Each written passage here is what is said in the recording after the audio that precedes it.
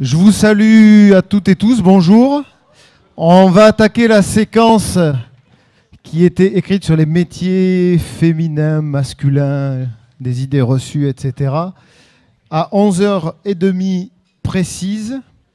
Saluer les jeunes qui sont là et leur établissement. Donc je sais que le lycée Malraux de Biarritz est parmi nous.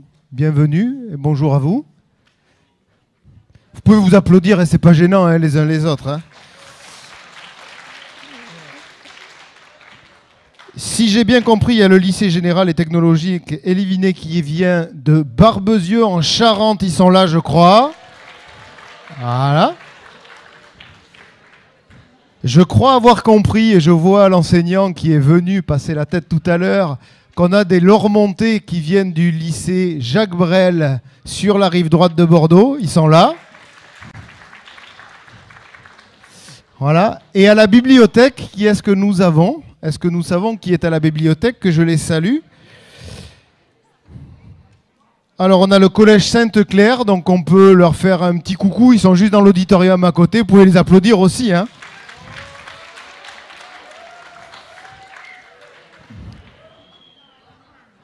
Voilà. Et juste vous expliquer en 3 minutes les règles du jeu. Devant vous, vous avez... Sur vos côtés, vous avez des plexiglas et devant vous, vous avez ce qu'on appelle un micro.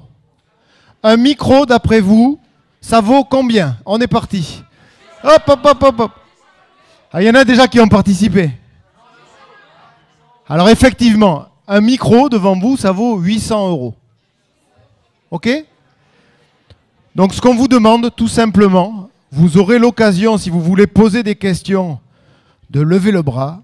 Je viendrai vous voir. On verra si on allume ou pas les micros. Pour l'instant, ils sont éteints. D'accord ? De telle manière à ce que les choses se passent bien. On va avoir une petite demi-heure ensemble où on a le plaisir d'accueillir 3 personnes qui sont ici. Il y en a 2 et une qui va arriver, Perrine. Bénédicte, qui est là, qui vous présentera un petit peu son parcours dans le monde de la mécanique, de la science, etc. Enfin, il y a plein de choses par rapport à ça. Tim, qui est un communicant dans une belle entreprise. Et Perrine, qui reviendra, elle a déjà fait une petite intervention sur les métiers du bâtiment et des travaux publics, et qui est une jeune femme qui a fait des études universitaires pour finalement devenir menuisier. Donc un parcours un petit peu particulier et on peut être une femme et on peut être menuisier, on peut être une femme et on peut être scientifique et chef d'entreprise et on peut être un homme et faire de la communication. C'est le thème de cette séquence que nous allons du coup pouvoir dérouler ensemble dans quelques secondes. Voilà. Merci de votre présence. J'espère que la matinée se passe comme vous le souhaitez. Et puis vous aurez l'occasion de poser les questions, il n'y a aucun souci, que vous voudrez auprès des intervenants. Et puis après, vous pourrez retourner de toute façon sur le site de Teams Up pour voir les replays. Pour toutes les questions qui sont posées écrites, on essaiera d'y répondre de manière systématique, de telle manière à ce que votre cheminement au fur et à mesure de vos choix d'orientation soit le plus éclairé possible et surtout que vous fassiez vous-même vos choix. Que ce ne soit pas papa, maman, votre enseignant, le prof de maths qui dit en 4e, toi, tu n'es pas bon en maths, tu ne seras pas ingénieur. Ça, j'ai plein de gens qui n'étaient pas bons en maths à 4e et qui sont aujourd'hui ingénieurs. Voilà, vous allez avoir plein d'opportunités. L'occasion de vous tromper, mais l'occasion de se tromper, c'est l'occasion d'apprendre, y compris dans l'orientation.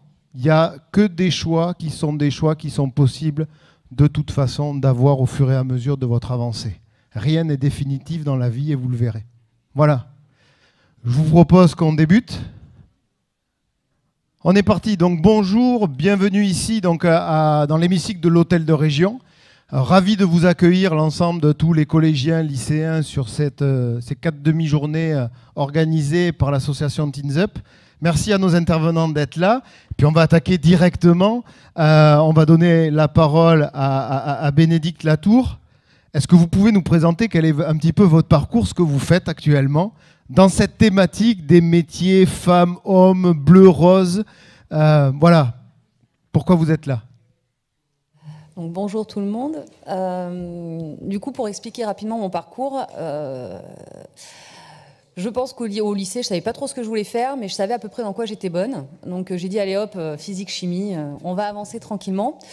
Je savais que je voulais aller travailler aussi rapidement. Voilà, je me suis dit, allez, c'est bien, papa, maman, c'est sympa à la maison, mais bon, un peu d'autonomie, d'indépendance, c'est chouette aussi. Du coup, je me suis dit, bon, allez hop, je vais faire un DUT mesure physique. Donc autant mieux vous dire que là, vous arrivez. Il n'y a pas beaucoup de filles, les promos généralement, et encore mesure physique, c'était pas le pire. Vous avez des promos où bah, du coup le nombre de personnes, le nombre de filles se réduisent. Mais enfin bon voilà, les sciences c'était top, mesure physique, les matières c'était hyper intéressant. J'ai dit on y va, on enchaîne, on continue. Suite à ça, on fait un premier stage. Je me dis, bon, allez hop, c'est sympa, je vais faire une petite année de spécialisation. Pareil, j'ai enchaîné licence pro en optique laser. Donc je me spécialise un petit peu. Pareil, autant mieux vous dire que là, pas beaucoup de filles, mais on avance, passionnée par ce que je faisais.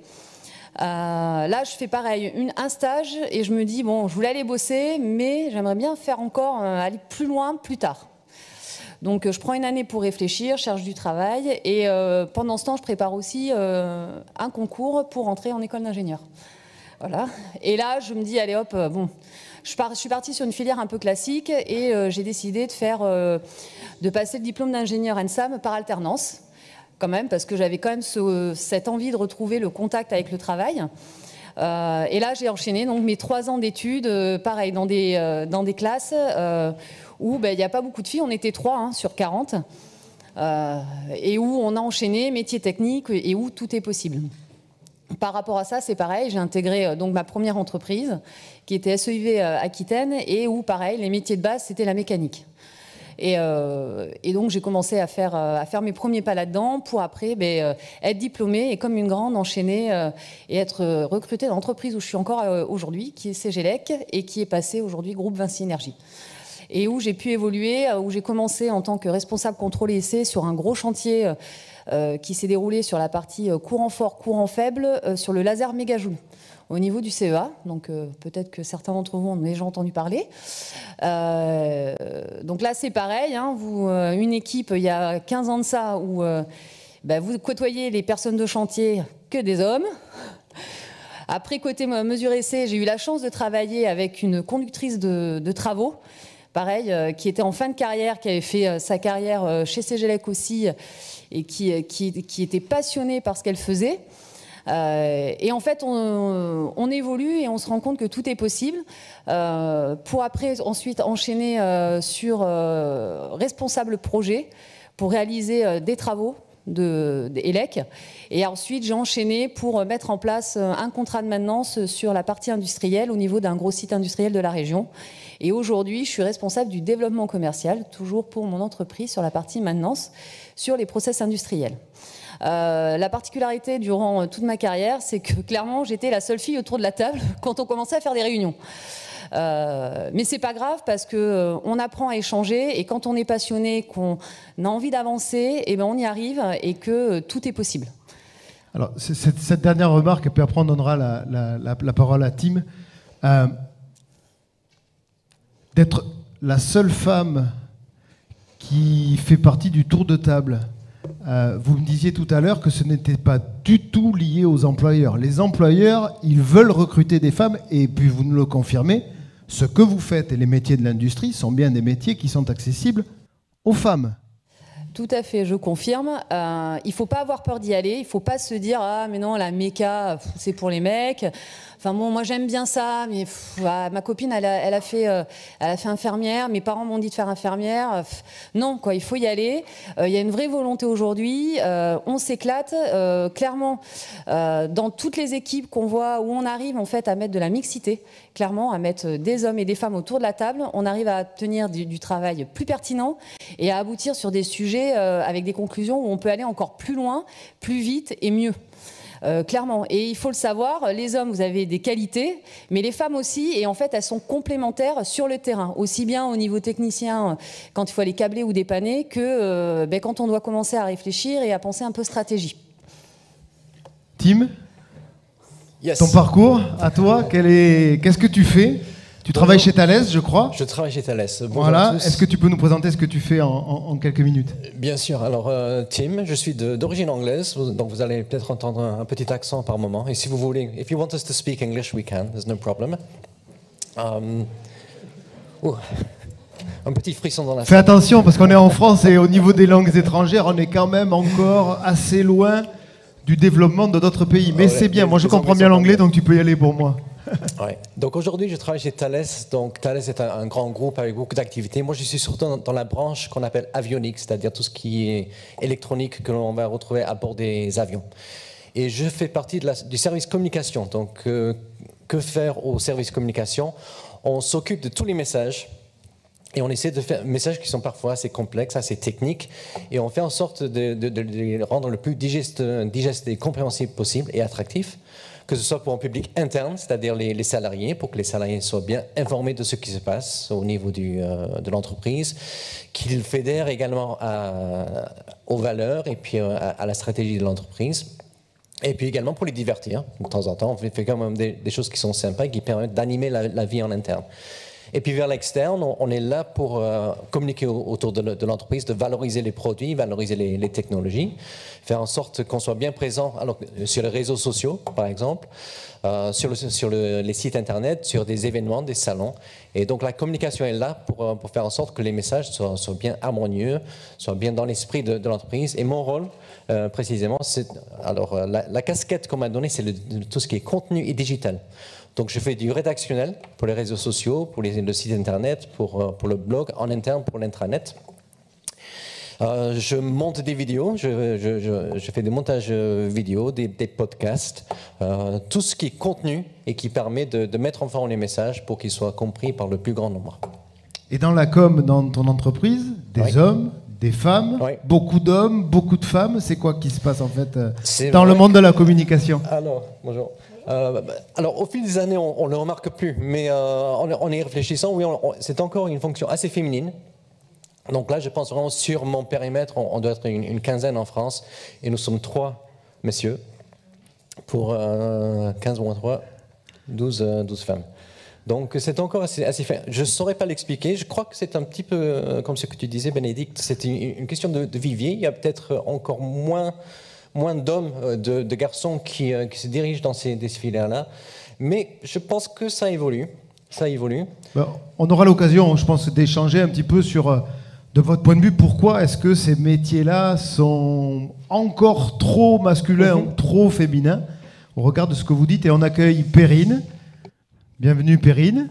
Merci. Mais même question que pour les 2 intervenants précédents. Un petit peu rapidement ton parcours et puis qu'est-ce que tu fais actuellement?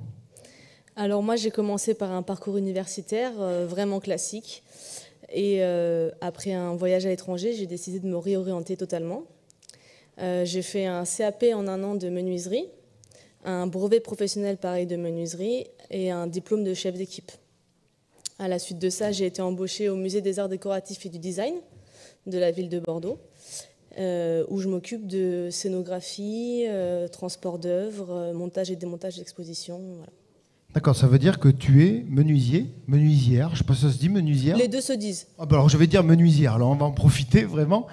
Tu es menuisière et donc, toi aussi, tu es plutôt dans des métiers qui sont des métiers de mecs. Ah ouais, totalement. Totalement. Alors après, il y a de plus en plus de filles.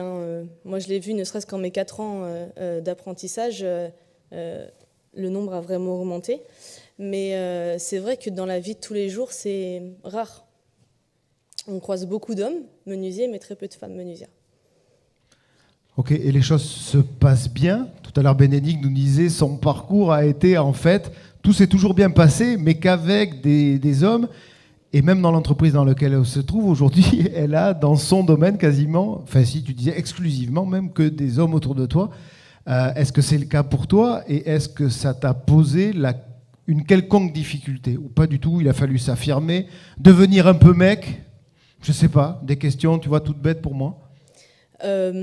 En vrai, j'ai eu un parcours aussi assez simple. On a souvent tendance à dire qu'il faut batailler. Si on est bon et qu'on est investi, ça fonctionne tout autant.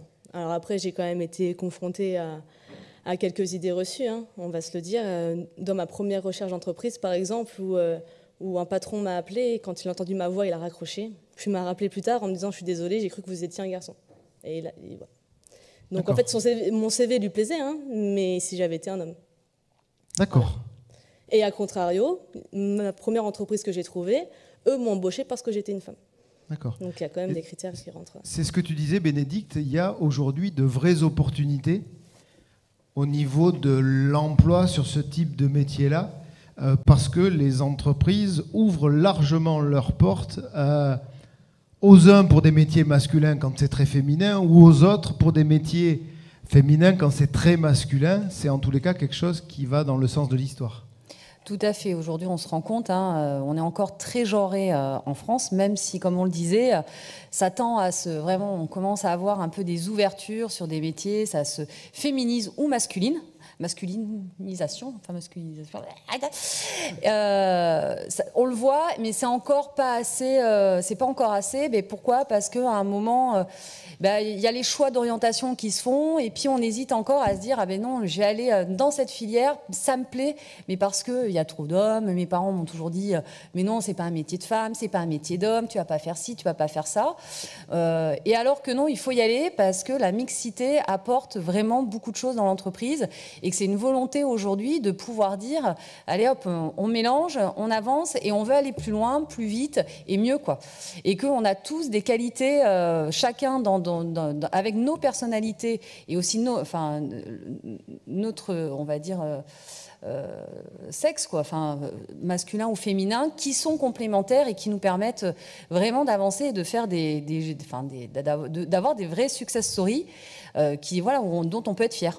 Et donc, on se posait la question, et peut-être qu'on a, je ne sais pas si c'est une réponse ou pas, qu'est-ce qui fait, de votre point de vue, qu'on est encore dans une construction assez genrée des parcours qui se mettent en place, et est-ce que vous auriez peut-être des propositions, des solutions, ou peut-être simplement des indications à donner au public qui est là par rapport à leurs choix qu'ils vont devoir faire? De toute façon, ils sont ou au collège, ou en seconde, ou un petit peu plus loin, et puis la vie est longue.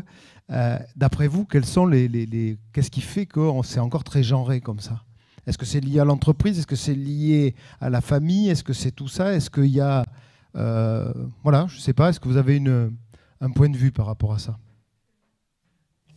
Alors, pour avoir discuté avec des instituts, des maîtresses à l'école, on se rend compte en fait que très vite, je pense qu'il y a un inconscient collectif qui est quand même là, hein, qui est notre histoire, hein, enfin on va pas se mentir, et puis aussi sur forcément sur aussi l'image parentale que les enfants peuvent avoir. Et en fait, dès la primaire, on se rend compte qu'il y a déjà des barrières. Moi, je sais que j'ai une amie qui instite et qui a fait un exercice avec une de ses classes une fois en disant voilà, pourquoi c'est bien d'être un homme, pourquoi c'est bien d'être une femme, quoi. Et en fait, on se rend compte pour être un garçon, c'est parce qu'on court vite. Mais non. En fait, ça dépend de sa capacité physique. Et en fait, mais c'est déjà ancré au niveau du primaire. Parce qu'un garçon, on peut être fort. Mais non, une femme aussi peut être forte. Et puis aujourd'hui, il faut le savoir, on développe de plus en plus d'outils. Il y a toute une qualité de vie au travail qui est mise en place, où en fait, les métiers sont plus du tout comme avant, où il fallait vraiment de la force manuelle. Et où aujourd'hui, il y a plein de métiers qui sont accessibles et où cette barrière de dire moi je suis fort, je suis pas fort, non, ça n'existe plus, quoi. Enfin, il y a tous les outils en place pour pouvoir manœuvrer correctement des pièces qui peuvent être lourdes, et où on peut s'éclater dessus, et aussi bien en étant qu'une femme qu'un homme. Enfin voilà, c'est plein de petites barrières inconscientes qui, dès la primaire, sont déjà présentes et qui, je pense, après évoluent. Et comme on dit, après, il y a aussi l'image parentale où papa fait un style de métier, maman en fait un autre. Et comme on en est la représentation aujourd'hui, moi j'ai des enfants, donc je leur dis, je les pousse, je veux que vous travaillez bien, et comme ça, vous choisirez votre métier, vous ferez ce que vous voudrez. Vraiment, c'est vraiment l'idée, il n'y a pas de barrière, pas de limite, quoi. Tu vas être astronaute, tu rêves de ça, et après tu te donneras les moyens pour y arriver. Et tu veux faire de la méca soudeur, et t'y vas, et je t'accompagnerai, quoi. Il n'y a pas de limite. Et puis astronaute, on a bien vu que c'était et des hommes et des femmes, puisqu'en France, on a eu Claudie Agnuret qui est montée il y a quelques années dans la station internationale. Mais l'idée est vraiment là, quoi, et de se dire, et en fait aujourd'hui on a la représentation, puisque moi je vous disais, on a encore beaucoup de mal, et aujourd'hui on est vraiment dans une dynamique pour les grands groupes, hein, Thales, enfin moi j'appartiens à Vinci Énergie, Vinci au sens plus large, c'est vraiment des politiques aujourd'hui, on dit mais non, il faut vraiment qu'on arrive à féminiser, à mixer, à avoir de la mixité dans nos équipes, justement parce que c'est beaucoup plus pertinent et ça a du vrai sens. Après c'est parce que c'est au niveau des filières, et on se voit que le schéma parental, bon, moi je suis quasiment, plus maintenant parce que ça évolue, hein, on le voit évoluer, mais quand vous êtes la seule et que vous vous dites, mon foyer il est représenté par un métier très masculin pour papa, et puis un métier qui est un petit peu différent aujourd'hui pour moi, mais que dans les 3/4 des foyers, c'est soit maîtresse, soit voilà, on travaille en accueil de caisse en grande surface, ou alors je suis infirmière. Ouais, du coup, forcément, ça donne une image et qui inconsciemment peuvent mettre des barrières sur les enfants dès le départ, alors que pas du tout, quoi. D'ailleurs, on a une question qui est posée au niveau de la bibliothèque, Claire. Ouais, on a une question, donc c'est dans quel métier on aurait besoin de plus de femmes ou inversement plus d'hommes? Alors peut-être... Peut-être dans vos entreprises. Ouais. Est-ce qu'il y a une recherche particulière de métiers où il y a besoin plus de femmes ou plus d'hommes? Est-ce qu'il y a des choses comme ça qui existent, ou alors pas du tout? Vous cherchez d'abord de la compétence. Alors pour rebondir un peu sur tout ça, y compris la question, je pense que dans une entreprise comme Thales, alors vous avez vu, l'aéronautique est plutôt malmenée en ce moment pour plein de raisons, à cause de la crise, et on mise énormément sur l'innovation. L'innovation, c'est-à-dire trouver les idées qui vont révolutionner nos vies demain. Et on sait depuis longtemps que si on veut avoir des idées innovantes, il faut quand même une mixité, il faut différents esprits. Si on rassemble 4 personnes qui sortent toutes de la même école, avec le même parcours et les mêmes idées, on ne va pas trouver de nouvelles idées. Donc cette notion de mixité est très, très, même vitale au niveau de Thales. C'est une question de homme-femme, mais également, si je suis anglais, travaillant en France, ça y contribue quelque part aussi, d'avoir des origines, des parcours très différents. Donc nous, en tout cas, dans nos fonctions d'ingénierie et d'innovation, la mixité est vraiment essentielle et on met énormément d'accent dessus. Ok, puis si je me permets d'apporter un écho ou un complément à cette réponse, pour participer à beaucoup de contrats régionaux de filières, que ce soit l'industrie, que ce soit le BTP, que ce soit l'agriculture, que ce soit l'ensemble de ces secteurs d'activité-là, il y a des vraies recherches d'équilibre et de mixité entre les uns et les autres. Et en tous les cas, je crois que c'est le sens un petit peu de la société dans laquelle on essaye de faire évoluer les choses. Je reviens à Perrine. Perrine, tu disais que tu avais eu... On est sur la question de l'orientation, alors certes des métiers genrés, mais toi, tu as cette particularité d'avoir fait d'abord des études universitaires et ensuite, je ne sais pas si tu t'es trompé ou pas, j'en ai aucune idée, mais de bifurquer vers quelque chose d'autre. Pourquoi avoir fait ce choix-là? Voilà. Et puis, quel conseil tu peux donner aux personnes qui nous écoutent et qui sont là par rapport à la pression qu'on met très souvent sur l'individu et le jeune en disant « Après la 3e, il faut absolument que tu fasses le bon choix. » Nanana. Non, on a le droit de se tromper. On a le droit, en tous les cas, on chemine. Est-ce que tu peux donner quelques éléments de conseils et d'expérience pour ceux qui sont ici et peut-être qui s'interrogent? Moi, mon expérience, ça a été de faire un bac général, de suivre la voie de mon bac et de continuer. Et en fait, c'est un voyage à l'étranger qui m'a un peu ouvert les yeux, entre guillemets. J'ai passé de longs mois loin de ma famille, où j'ai énormément appris sur moi, où j'ai grandi, et au final, où je me suis rendu compte que ce que j'étudiais, ça me plaisait, mais je ne me voyais pas faire ça le reste de ma vie, simplement. Donc j'ai fait un pari. C'était un choix radical, pas un choix très réfléchi, honnêtement. C'était vraiment sur un coup de tête, mais au final, ça a fonctionné. Et voilà. Après, si on me pose la question, est-ce que à l'époque, après mon bac ou avant mon bac, j'aurais été capable de choisir la filière que je fais aujourd'hui, j'en aurais été incapable. Parce que c'est le résultat d'un processus de construction de soi et d'apprentissage sur soi-même qui peut être fait à 20, 30, 40 ans, peu importe. C'est un projet que j'ai construit aussi avec mon parcours antérieur. D'accord. Et est-ce que, la question vaut pour tous les trois, En tous les cas, toi, c'était pas forcément une vocation au départ. Hein, tu t'es pas levé le matin en te disant je vais être menuisière. Non, pas du tout. Quels sont les éléments qui vous ont permis de faire le choix du métier que vous faites aujourd'hui? Est-ce que vous avez été en immersion dans une entreprise? Est-ce que vous avez découvert des choses? Est-ce que c'est la rencontre avec quelqu'un? Est-ce que vous pouvez nous dire pourquoi vous avez fait à un moment donné ce choix-là? Perrine, vas-y. Moi, j'ai choisi ce métier, c'était une question d'instinct. Le bois, c'est un matériau toujours que j'aime beaucoup au rendu visuel, et ça s'est quasiment que basé là-dessus. J'y connaissais quasiment rien et j'ai vraiment tout appris en commençant ma formation. D'accord, donc c'est la perception de la matière en fait qui t'a attiré. Ok. Donc voilà, donc ceux qui ont à un moment donné des goûts pour le métal, le bois, la terre, c'est peut-être vers ça qu'il faut à un moment donné explorer pour essayer de trouver le bon chemin. Tim ? Moi, c'était tout simplement, j'aimais beaucoup le rédactionnel. Quand j'étais à l'université, j'aimais écrire, et donc je me retrouve maintenant dans une fonction où j'écris au quotidien. Alors, je me suis diversifié au fil des années. Maintenant, je monte des vidéos, je prends des photos, je fais tous les contenus que vous allez voir sur Internet. Il faut que je connaisse un peu les coulisses et les rouages de tout cela. Mais c'est vraiment le rédactionnel qui m'a passionné. Donc, au fil des années, en effet, j'ai pu apporter cette passion pour le rédactionnel dans mon métier au quotidien. Et je crois que ça, si c'est quelque chose qu'on réussit à faire dans la vie, c'est quand même quelque chose de très plaisant, de faire quelque chose au quotidien que l'on aime faire naturellement. D'accord, donc c'est en fait un goût parce que tu aurais pu faire tout à fait du rédactionnel dans une autre nature d'activité ou dans un autre métier. Ah oui. Alors moi, j'espère que mes employeurs ne vont pas regarder ça sur YouTube, mais au départ, j'ai pas forcément une passion pour l'aéronautique. Ma passion au quotidien, c'est ce que je fais, c'est le rédactionnel, et c'est appliqué à l'aéronautique. Alors c'est là où est ma valeur ajoutée, mais c'est vraiment ça mon approche et ma passion. Oui. Très bien. Bénédicte, à toi? Alors moi aussi, c'est parti d'un goût très prononcé quand même pour les maths, la physique-chimie, la SVT, hein, clairement. Et après, ça a été les rencontres et les stages professionnels et d'avancer dans la vie avec une envie de me fermer aucune porte, clairement. Et aujourd'hui, vous me diriez, pour moi, mon but, c'est je vais vous le dire, kiffer mon job, quoi.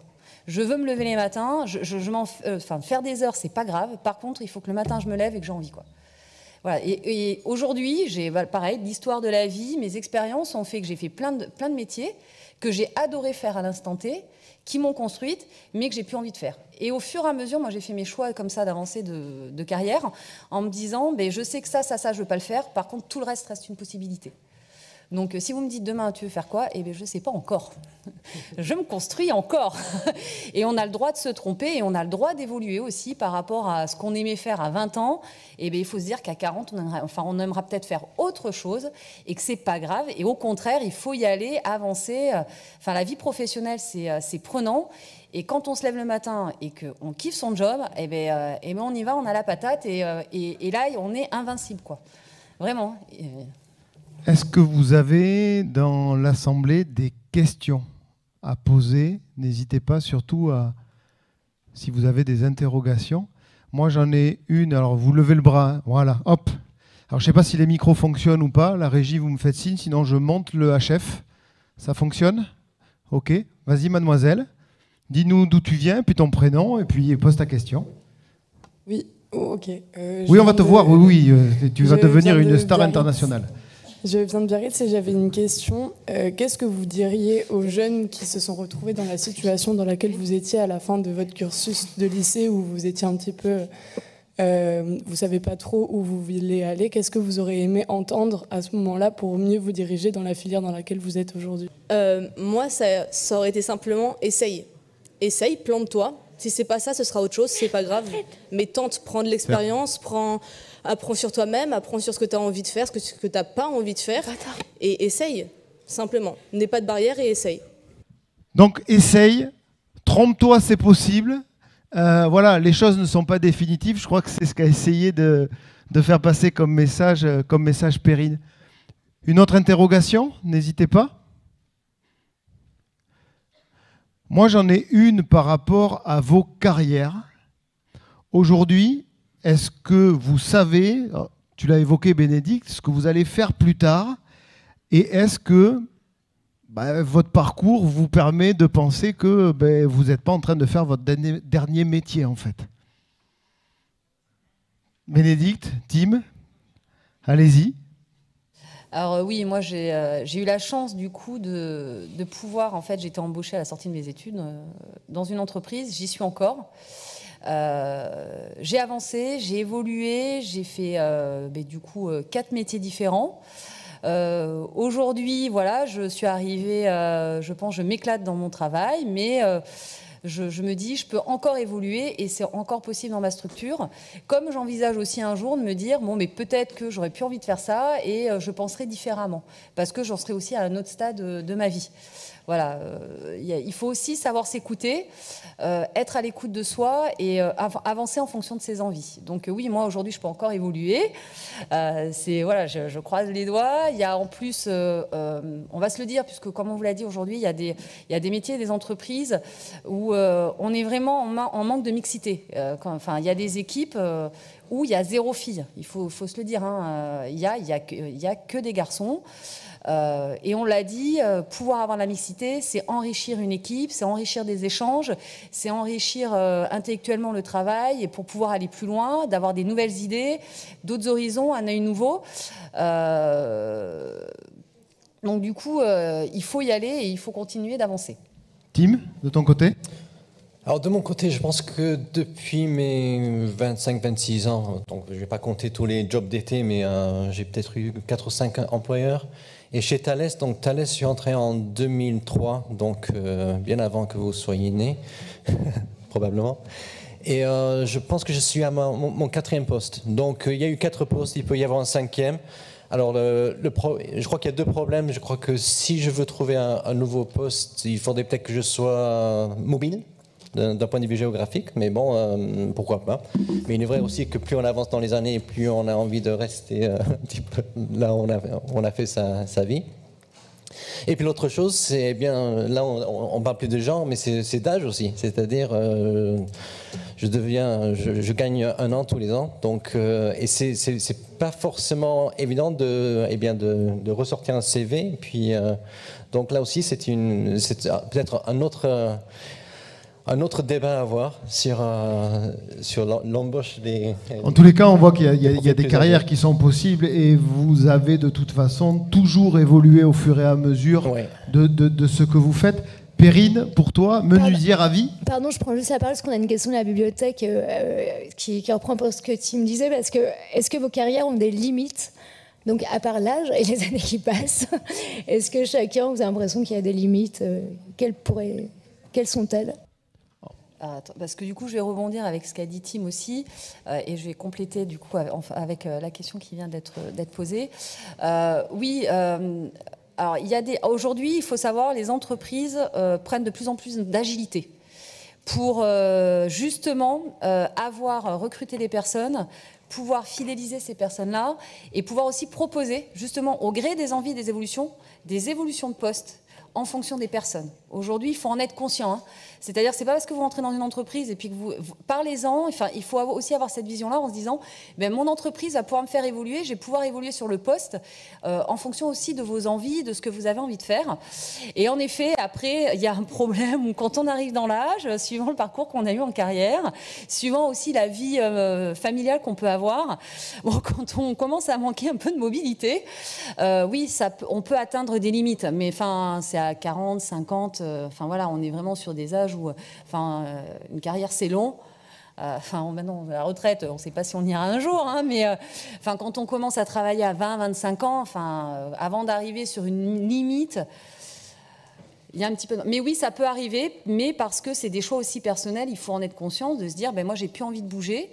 Donc ça voudra peut-être dire se réinventer autrement ou après faire le même poste mais peut-être ailleurs, parce que le poste que vous faites dans une activité, même si vous prenez le même poste mais dans une autre entreprise, ça n'a plus du tout les mêmes limites. Pour peu que vous changez de secteur d'activité, c'est plus du tout, c'est une nouvelle découverte avec les mêmes bases et les mêmes compétences en socle. Juste rapidement. Il y a une question là-haut, mademoiselle, on vous écoute. Okay. Bonjour. J'aurais une question. C'est quoi vos salaires en ce moment? C'est la question qui tue.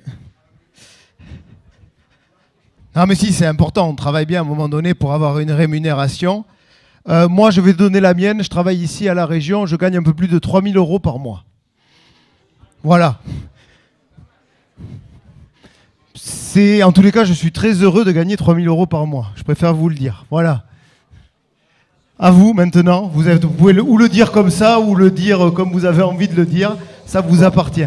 Dans la communication, et on a quand même la chance d'être dans une grande entreprise où on n'a vraiment pas à se plaindre. Je vais vous donner plutôt une fourchette. Je crois qu'en début de carrière, on va démarrer peut-être entre les 1800 et 2000 par mois. Arrivé plus tard dans la carrière, on est plus autour des 4000, 4002 selon les responsabilités par mois. Et donc dans la fonction communication, il y a d'autres fonctions où on gagne plus, il y en a où on gagne moins. Mais ça vous donne une petite idée. C'est une grande fourchette quand même, mais ça vous donne une idée. Non, mais ça donne une perspective. Dans la fonction publique à la région, les plus bas salaires sont aux alentours de 1 450 € net. Et les plus hauts peuvent aller jusqu'à 6 000 à 7 000 € à peu près. Quelque chose comme ça. Voilà. Perrine, donne une fourchette aussi. Hein. Vous n'êtes pas obligé de tout dévoiler. Hein. Ce n'est pas le problème. Ma particularité, c'est que je suis aussi dans la fonction publique. Et dans les métiers de l'artisanat, dans la fonction publique, c'est vrai que on gagne moins que dans le privé, parce qu'on fait moins d'heures, parce que les heures sup sont comptées différemment, etc. Mais à côté de ça, il y a quand même un confort de l'emploi, une stabilité qui, au final, est quand même non négligeable. Moi, aujourd'hui, je rentre en catégorie C, en adjoint technique, et je suis à 1006. Merci. Bénédicte? Alors moi, pour ma part, c'est pareil. Je vais partir sur des fourchettes. On va dire dans les groupes comme les miens, donc je vais parler Vinci Énergie, Ineos, SPI, sur des postes, on va dire, d'ingénieurs sur les métiers sur lesquels on peut faire, hein, on est sur de la prestation de service. On va commencer à 35 000 annuels bruts pour après évoluer suivant la carrière et l'expérience, monter à 45, 50 en fin de carrière. 1 000 €, pardon, annuels bruts. Ok, donc en net, on enlève aux alentours de 30%, en gros. Donc ça fait au début de carrière quelque chose comme 2 000 € par mois, à peu près, un petit peu moins. Et en fin de carrière, aux alentours de 4 000, on ne doit pas être loin de ça, c'est ça? Voilà. Parce que le brut et tout ça, c'est un peu compliqué. Désolé, on parle beaucoup en brut. Ouais, je sais, je sais. Mais c'est pour que ce soit compréhensible de tous. C'est une spécialité de team que de vulgariser des choses un peu techniques. Voilà, jeune homme, à vous. Moi, j'ai une question. Est-ce que ça a été dur de changer de pays, aller travailler dans un autre pays? Très bonne question. Alors, je suis venu en France. Alors là, c'est la préhistoire pour vous. C'était en 1992. Et en 1992, la France semblait très, très, très loin, parce qu'il n'y avait pas Internet. J'étais déjà à Bordeaux, je suis passé à Paris après, mais j'étais à Bordeaux au départ. Et si je voulais une connexion avec l'Angleterre, c'était un vieux poste radio où en gros on écoute une émission et ça faisait comme ça. Ou sinon on achetait un journal de la veille dans un magasin de journaux sur la place Gambetta. Donc ça semblait très loin et c'était très dépaysant. Mais bon, on vient plutôt, on est une éponge à cet âge-là, et puis moi j'ai adoré, et c'est peut-être pour ça que je suis encore là aujourd'hui avec une famille et une maison et tout cela.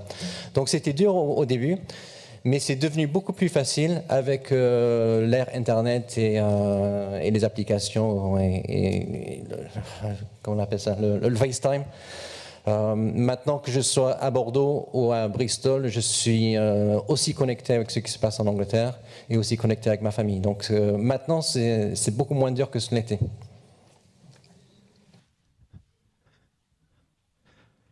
Si je résume un petit peu quand même ce que essayait de vous faire passer comme message cette séquence, la première chose, c'est oser. Osez prendre la direction qui vous semble, vous, être la bonne. Voilà. De oser à vous tromper se tromper dans un cheminement d'orientation n'est pas si grave que ça. Il y a plein de passerelles, il y a plein de choses. Vos enseignants seront capables de vous expliquer ça, les CIO ou d'autres professionnels, pour faciliter ce type de choses-là. Et surtout, essayez de faire un peu de travail sur vous-même pour savoir ce dont vous avez vraiment envie et qui vous anime. La rédaction, la mécanique, l'odeur du bois, voilà, le copeau. C'est peut-être ça qui va vous aider à trouver la voie dans laquelle vous allez vous épanouir. En tous les cas, on vous remercie de l'attention que vous avez portée. Merci de la qualité des échanges. Vous pourrez tout retrouver sur le site TeadsUp. Et si vous voulez rencontrer individuellement ou plus en groupe pour les enseignants des professionnels qui peuvent vous parler de leur métier, n'hésitez pas à aller sur la plateforme des ambassadeurs métiers où on vous écoutera, où on a aujourd'hui un réseau de 350-400 ambassadeurs qui s'enrichit au fur et à mesure. Et on est prêt à venir, nous, régions, avec ces professionnels pour parler de ça, parce que je crois que c'est dans cette interaction-là que les choses peuvent évoluer dans les choix que vous allez faire. Merci beaucoup.